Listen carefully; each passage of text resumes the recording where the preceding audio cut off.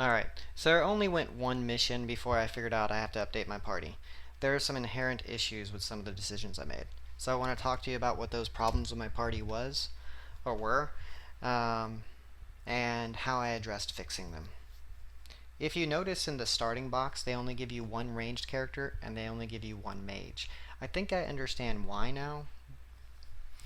Um, if you have two people that are awesome with bows or crossbows, you only start with one starter bow. I found in Mission 1, when I played Mission 1, Silas was just underperforming. If he doesn't have a bow, he's not that great. Yes, he gets +1 to ranged combat, which helps him kill and makes him amazing. He's kind of this really cool marksman.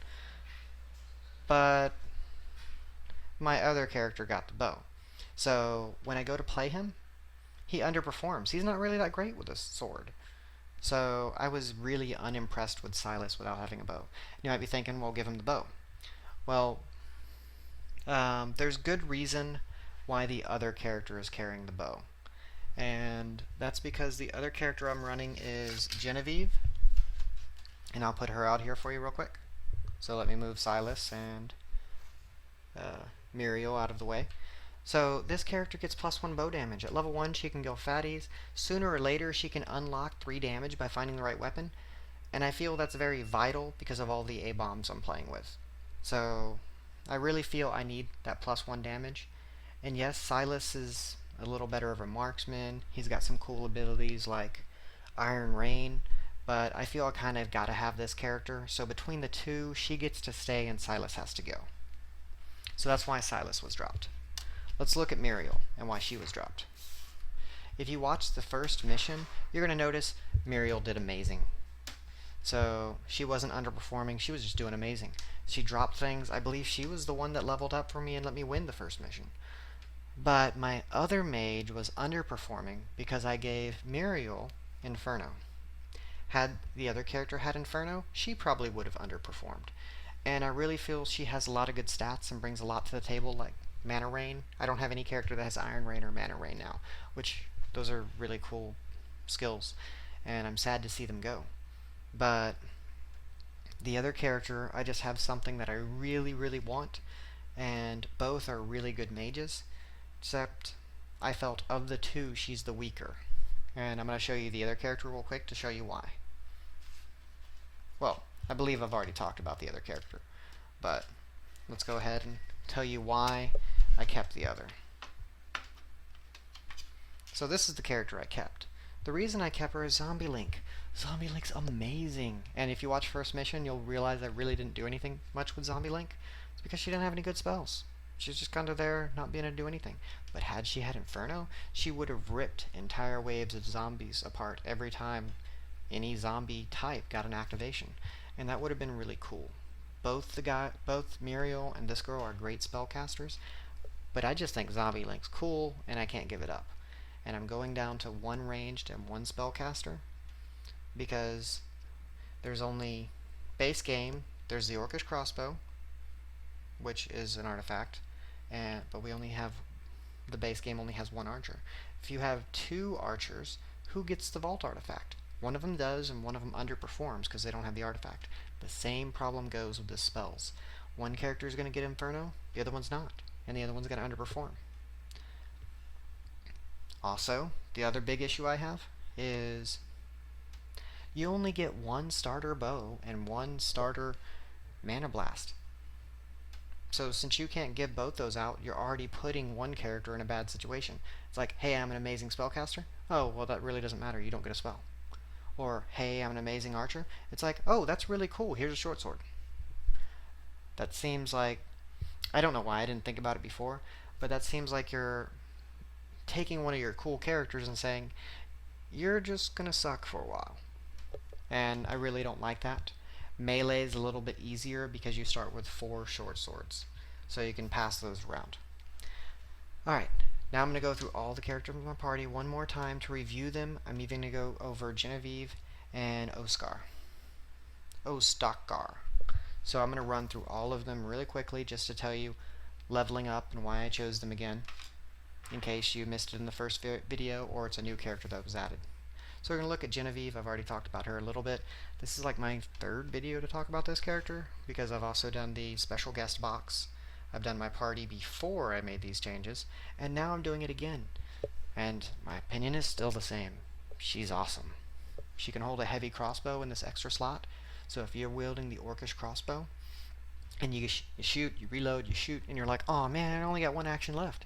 Well, you just pull out this crossbow that's in your inventory slot, and you shoot it, and everything auto-reloads at the end of the turn. So I really like her equipment slot. Alright, running through, she gets +1 damage. Level 1, she can kill fatties. Once she finds the orcish crossbow or a crossbow, she can kill A-bombs. That's just great. +1 action, that's what everybody gets. At the orange level, she can choose +1 die ranged, or +1 free combat action. I think the clear winner here is +1 die ranged. I'm just going to run the numbers to show you how that works. So, you do +1 die range, you got the orcish crossbow, you shoot, reload, shoot, you pumped out 6 dice. Then you have a free action, do whatever you want. But if you take +1 free ranged action, you shoot, you reload, you shoot, you reload, you shoot, and that sounds pretty awesome. But if you're on the numbers with the orcish crossbow, that's 6 dice. The other person did it in 3 actions and got a free extra thing to do. So I really don't feel +1 free ranged action is a good choice here. Looking at red, +1 die combat, that's amazing. +1 free combat action, maybe. But I probably like the combat die more. Not running the numbers on that one offhand. They're very similar if you've already taken +1 ranged. +1 ranged, +1 to dice roll ranged. I probably think that's the choice. If you're running the orcish crossbow, which you probably should be with this girl by the time you find it, you're hitting on 3s initially. Now you're changing it, hitting on 2s. Instead of having a 60% chance, 66% chance to hit, now you only have a 16% chance to miss. So that's like 84% chance to hit, which is much better, especially if you're shooting at a cell that has friendlies in it. She doesn't get marksman. If she misses, that's 3 damage. They roll their armor save. If they fail it, they're dead. Boom. So what I feel about that is you just want her to be more accurate. I didn't run the numbers for you. I don't know if +1 dice versus +1 dice to roll ranged is statistically better for hitting, but I know it's statistically better for not killing your buddies if they're in the cell. So that's my thought process in her. We're going to go through Oscar real quick. Oh, and in case you cared, I'm going to go through how my party starts. She would start with a short bow. Looking at Oscar here.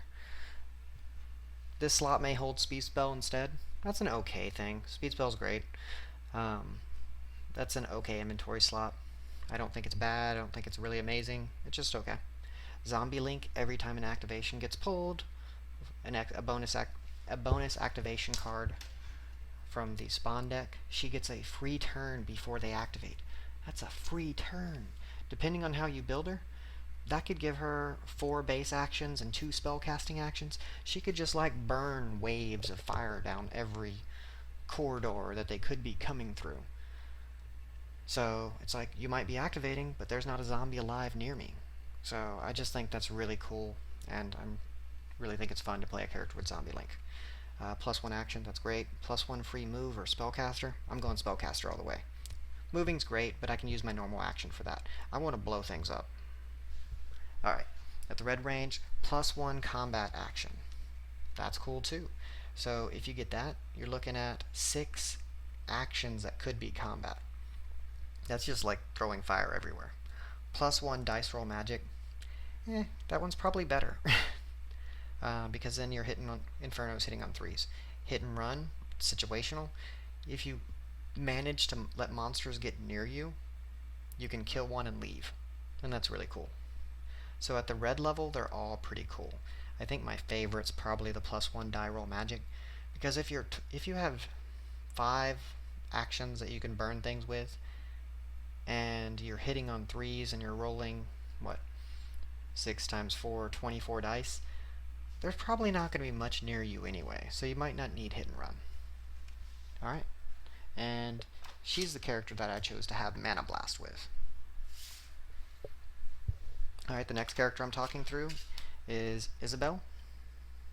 she's awesome because she starts with an axe, meaning you don't even have to give her a starting weapon. She has the axe. The axe is amazing. It opens doors for free. You don't have to roll. You ever run into the game thing at the beginning of the game where you're like, hey, I'm going to get into these buildings quick, I'm going to do some searching, and then you throw 7 dice at a door and it's still not open? Doesn't happen with her. She says, hey, I'm opening the door, and it opens. If you're running from a horde of zombies and you're trying to get into a building, so you can maybe get down into a vault artifact and just run to the other side of the board, you can do it. If she wants it to open, it opens. And she starts with the axe, which is a bonus starting item. Notice I'm not giving her a short sword, and you'll see why later. Alright, yellow, she gets +1 action.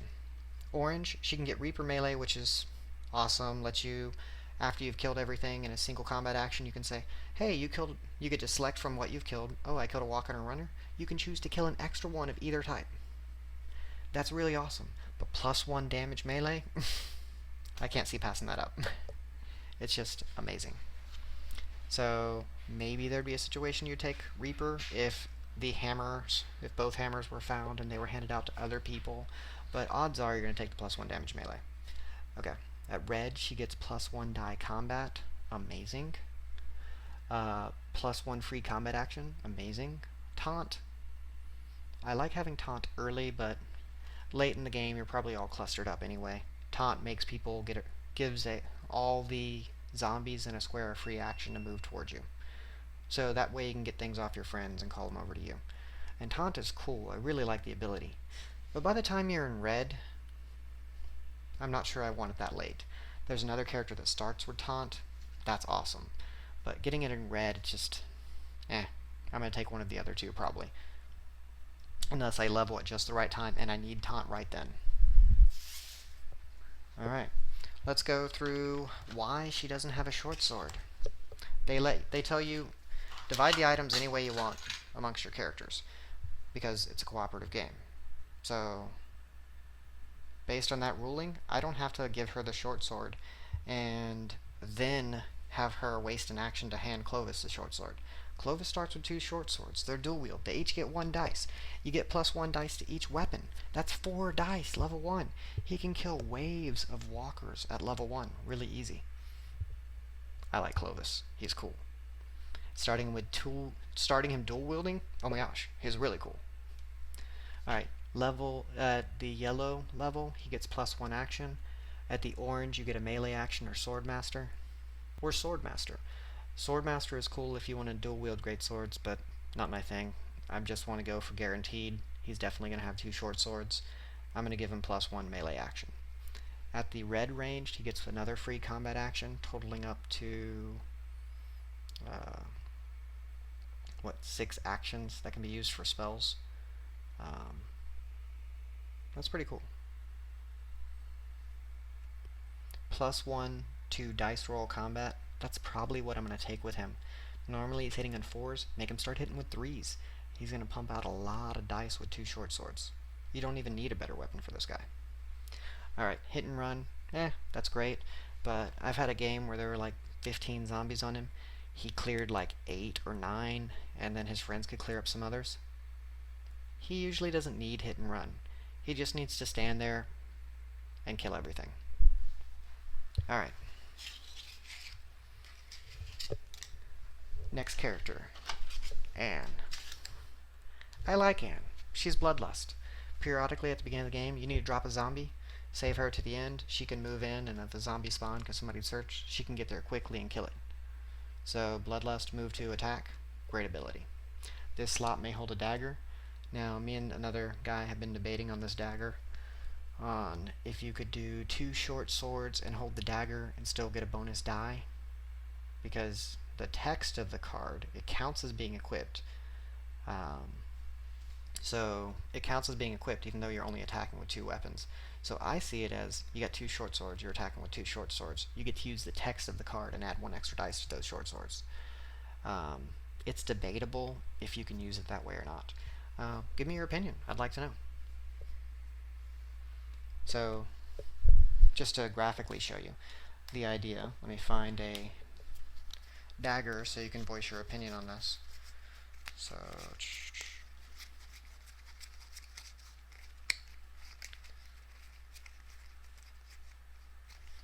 Alright, so you can let me know what y'all think on this. Gain 1 die with another melee weapon. And that's just the text on this item. So, in theory, my thought process is if you're attacking, all 3 things count as being equipped. But you have to choose 2 to attack with. You choose the 2 short swords. That's 1 attack, 1 attack. And then with the dagger, she gets to give 1 of them an extra attack. So it'd be 3 attacks. This is even cooler with hammers. But we had a debate going about, does that text apply or not? So let me know what you think.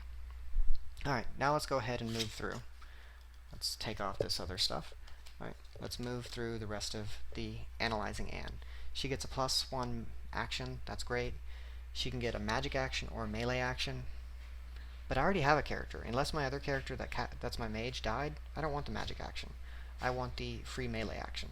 So orange is pretty easy. Red, you get a free combat action, or +1 to combat roll, or 6s give you an extra combat die. I don't like 6s give you an extra combat die. You have to get 6s, and that may or may not happen. But +1 to dice roll combat's amazing, and that's probably my choice. Free combat action, maybe. Alright. Looking at the final character in the party. Julian, same debate about the dagger slot. I usually have him dual wield hammers and have a dagger up there. Let me know what you think. Blue, hold your nose. If he kills a zombie, even if he's in the street, he gets a free search action. Of course, there can't be other zombies there, so it's very situational. Yellow, +1 action. Orange, +1 damage melee. You can tell that's where I'm going since he has the hammer, so we're not even going to talk about hit and run for this character. +1 free combat action. That's cool. Jump, you leap over a cell, so you don't have to do extra movement to go through it because it's zombies. You actually leap over the cell. That's pretty cool. Reaper combat, I believe we talked about Reaper melee earlier. Kill stuff. After you've killed stuff, look at the types you've killed. You get to kill an extra of 1 of the things that you killed. That's cool. With him, I'm probably going free combat action because he's going to be doing 3 damage. I'm going to need him to wade through all those extra A-bombs I'm playing. Alright, that's my new party. Please let me know what you think.